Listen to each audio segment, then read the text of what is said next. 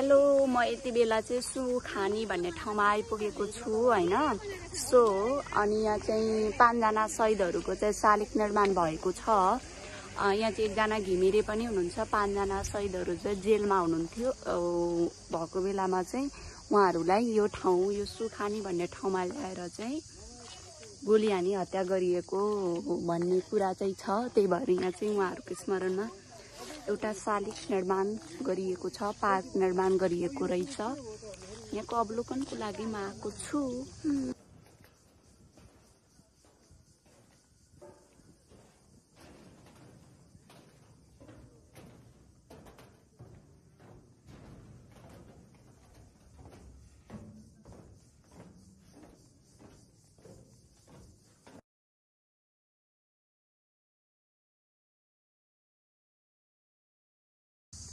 यो एउटा पार्क छ हैन। यहाँ चाहिँ नेपालमा गणतन्त्र स्थापनाको लागि चाहिँ अघि बढेको झापा आन्दोलनलाई निस्तेज पार्नको लागि निरङ्कुश राजतन्त्र पञ्चायती शासनद्वारा 2029 फागुन 21 गते चाहिँ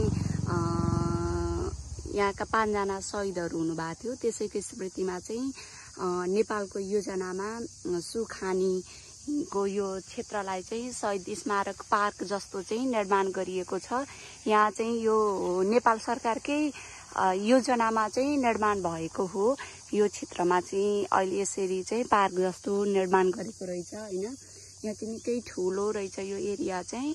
मलाई चाहिँ अब यहाँ आउँदाखेरि एक हिसाबले राम्रो पनि लाग्यो र एक हिसाबले दुःख पनि लाग्यो। यसरी चाहिँ निर्माण गरेको छ। तपाईहरु पनि आएर यहाँको वस्तुस्थिति बारे बुझ्न सक्नुहुन्छ। यो सुखानी हत्याकाण्डलाई चाहिँ हरेक वर्ष कम्युनिस्टहरूले चाहिँ कम्युनिस्ट आन्दोलनको इतिहासको रूपमा पनि सम्झने गरेका रहेछन् हैन, सम्झिने पनि गर्नुहुन्छ।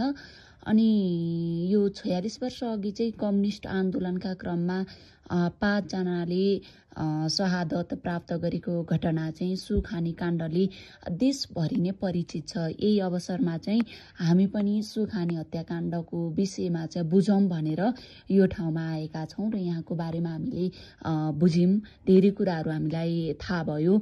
अनि कम्युनिस्ट आन्दोलनलाई चाहिँ उचाइमा पुर्याउने झापा विद्रोहसँगै ढलेका तीनै शहीदहरूलाई चाहिँ सरकारले 72 फागुन 18 गते चाहिँ राष्ट्रिय शहीदका रूपमा चाहिँ घोषणा समेत गरेको थियो। झापा आन्दोलनका क्रममा चाहिँ तत्कालीन भूमिगत कम्युनिस्ट पार्टीका तत्कालीन मेची कोशीको अर्डिनेसन कमिटीबाट विद्रोह गरेर बनेको अर्डिनेसन कमिटी झापाले वर्ग 17 खत्तम अभियान र तत्कालीन पञ्चायती दमनको विरुद्ध चाहिँ मोर्चाबन्दी गरेको आरोपमा चाहिँ पक्राउ परेका 5 जना योद्धालाई झापाको चन्द्रगढीबाट चाहिँ इलाम जेल सार्ने बहानामा 21 फागुन 2029 मा सुखानीको जंगलमा यानि कि यही क्षेत्रमा चाहिँ ल्याएर हत्या गरिएको भन्ने पनि छ।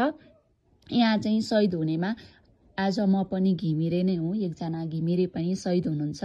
नेत्र घिमिरे, कृष्ण कुइकेल, ब्रेन राजवंशी, नारायण श्रेष्ठ, त्यसैगरी रामनाथ दाहाल चाहिँ हुनुहुन्छ।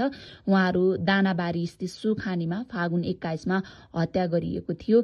घिमिरे, कुइकेल र श्रेष्ठ झापाको गरामनी, दाहाल चारपानी तथा राजवंशी ज्यामिरे गढीका बासिन्दा हुनुहुन्छ। मैले यहाँहरूलाई पनि यो शालिग मार्फत पनि उहाँहरूको घर, उहाँहरूको जन्म मिति, उहाँहरूको चाहिँ नाम सबै देखाइसकेको छु। तपाईहरुले पनि हेरिसक्नु भएको छ।